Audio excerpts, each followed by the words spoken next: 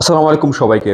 BPL চলছে, এর পরবর্তী অভিযান কিন্তু চ্যাম্পিয়ন্স ট্রফি। এই চ্যাম্পিয়ন্স ট্রফি নিয়ে আমরা অনেক কিছুই কিন্তু ভেবে রেখেছি। সাকিব খেলবে, তামিম খেলবে, একসাথে মুশফিক এবং রিয়াদ। সব মিলিয়ে এই চারজনকে নিয়ে স্কোয়াড সাজিয়ে চ্যাম্পিয়ন্স ট্রফিতে ভালো একটা কিছুর কিন্তু আশা সমর্থকরা করছিল। সাকিব আল হাসানকে খেলানোর ব্যাপারে সরকারের সাথে এখনো পর্যন্ত বিসিবি কোনো সমঝোতা পৌঁছাতে পারেনি। সর্বশেষ আপডেট যেটি, বিসিবি চেষ্টা করছে সরকারের সাথে কথা বলা, সাকিব আল হাসানকে বাংলাদেশ দলে খেলানোর, অর্থাৎ দেশে ফেরানোর যে প্রক্রিয়াটি সেটি করার। তবে তার মাঝখান দিয়ে তামিম ইকবাল আরেকটি বক্তব্য, ছোট্ট 5 সেকেন্ডের একটি বক্তব্য শাহিদ আফ্রিদির ভিডিওতে বিষয়টি আরেকটু ঘোলাটে করে ফেলে।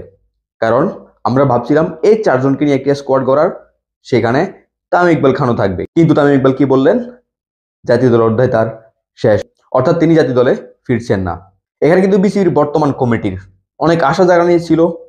পাপন গং চলে গেছে, কিন্তু পাপন গং যেহেতু চলে গেছে, সেখানে পরবর্তী গংদের জন্য সফলতার কোনো দুয়ার কিন্তু খুলে দেয়নি। সফলতা তাদেরকে দেখাতে হবে।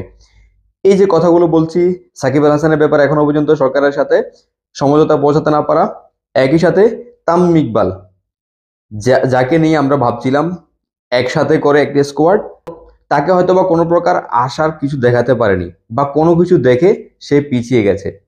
এমন কিছুর কারণে সে এই বক্তব্যটা দিয়েছে, জাতীয় দলে আর ফিরছেন না। এটি বর্তমান বোর্ডের আরো একটি ব্যর্থতা।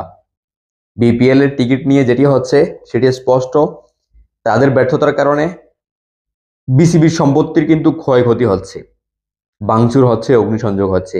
সেই বিসিবির আরো একটি ব্যর্থতা তামিম ইকবালের এই বক্তব্য। একই সাথে তামিম ইকবাল, সাকিব আল হাসান সামনে আরো কি কি দেখতে হয়, কারণ একটি মাস বাকি রয়েছে। এই একটি মাসের ভিতরে বিপিএলও চলবে, সমালোচনাও চলবে, চ্যাম্পিয়ন্স ট্রফি নিয়ে, বাংলাদেশ স্কোয়াড নিয়ে অনেক ধরনের নাটকীয়তা হবে, যার শুরু কিন্তু হয়েও গিয়েছে।